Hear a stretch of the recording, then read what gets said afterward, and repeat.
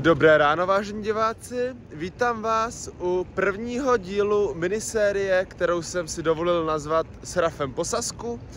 Začínáme odjezdem z Florence, tady Flixbusem a jedeme do Varů. Vítejte při sledování.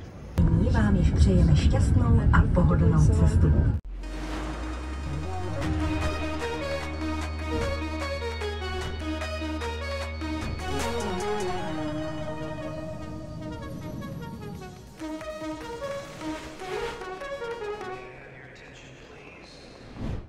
V Karlových Varech jsme přestoupili u tržnice a dojeli jsme tímhle plynovým autobusem sem do Božího daru k Celnici.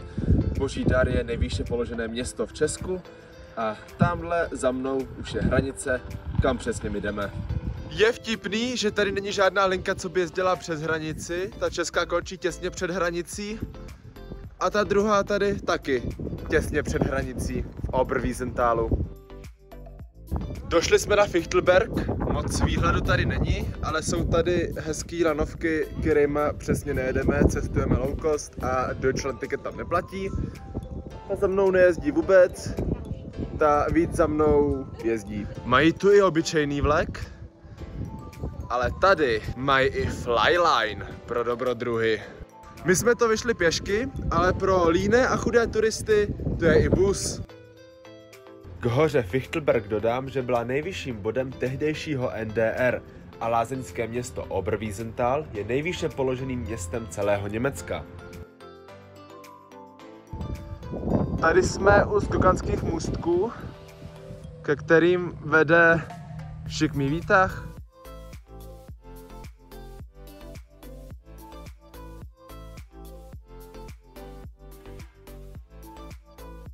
Kabinky zde jezdí dvě a uprostřed se míjejí.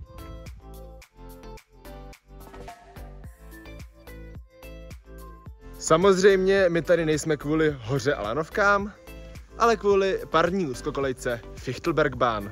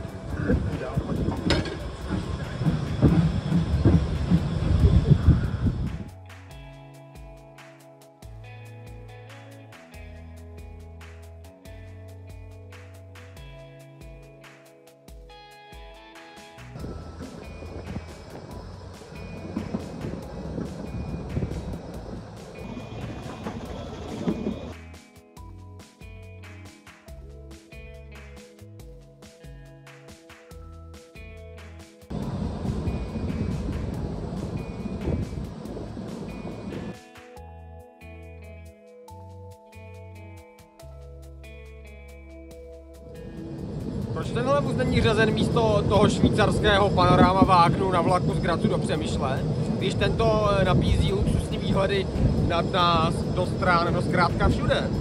Koupili jsme si doplatek k Deutschland tiketu za 8 €, normálně by jednosměrná stála 9 a je to nádhera. Rozdíl mezi nejnižší a nejvýše položenou stanicí je tady 350 metrů, takže člověk si užívá fakt jako horskou trať a jízda trvá hodinu.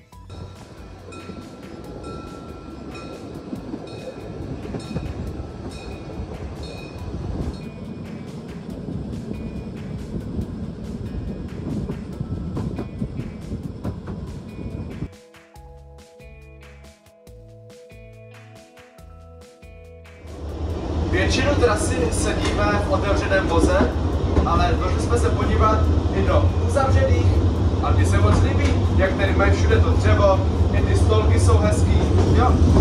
Jediný, co mě tady trochu mrzí, že přechody mezi vozama jsou tady nejenom oficiálně, ale i řetězama zakázaný.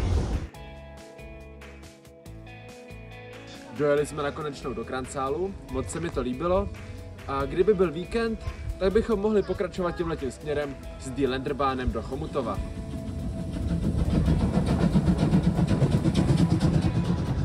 A některé vozy mají dokonce i velké stolky.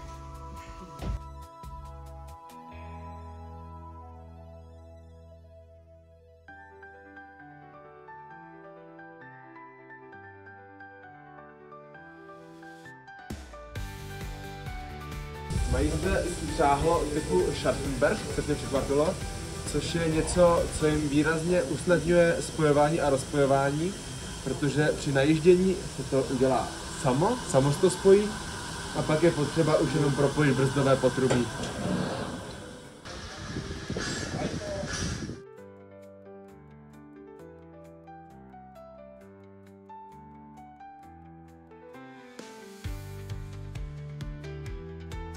V Kranzálu jsme mohli vidět klasickou výpravu s výpravčím. To je na síti DB už vzácnost.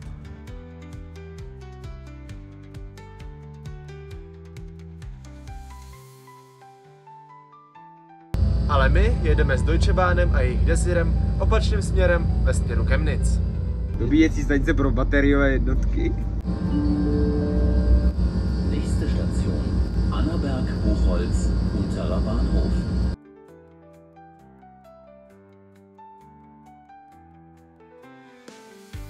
Vystoupili jsme v Annabergu, svezli se místním busem, dali si bratwurst, podívali se na kostel a pokračujeme dál.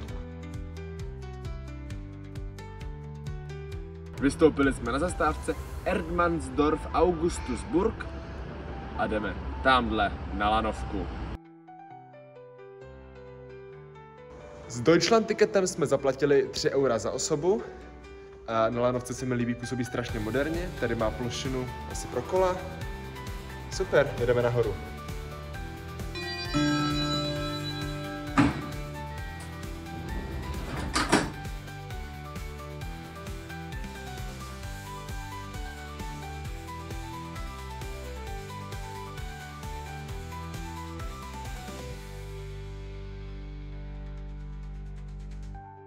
Původní lanovka je z roku 1911, ale v roce 2020 zde proběhla rekonstrukce a od té doby zde jezdí tohle a jízda trvá 8 minut a rozdíl výškový je 170 metrů.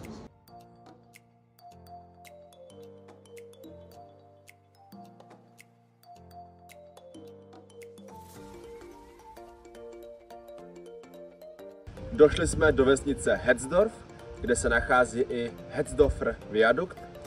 Ten zde byl uveden do provozu v roce 1868 a sloužil úctyhodných 130 let. Byl dvoukolejný a byl tady nad údolím řeky Flöhy. Nyní je zde už jen asfalt. Nová, přímější a o 800 metrů kratší trasa vede přes 2 nové viadukty, jeden z nich je vidět za mnou, které byly uvedené do provozu v roce 1992.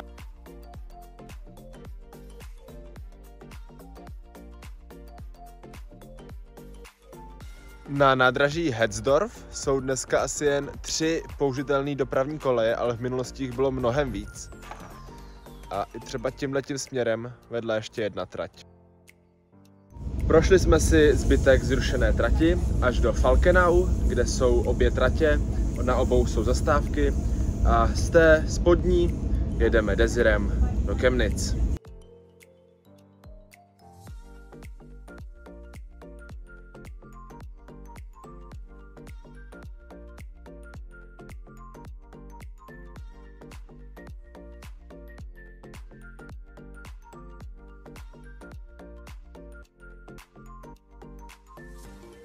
Když už jsme tedy v bývalém Karl-Marx-Stadtu, tak musíme navštívit i tady jeho sochu. Seznamte se.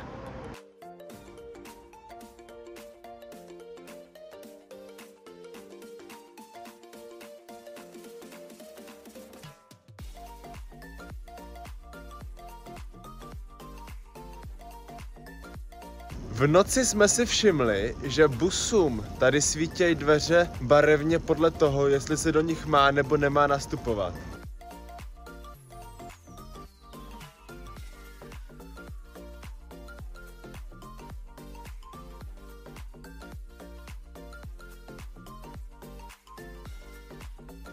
Pro tento díl už jsme dorazili na naše ubytování, nezbývá než se rozloučit a v dalším díle uvidíme Cvikov a Lipsko. Ahoj.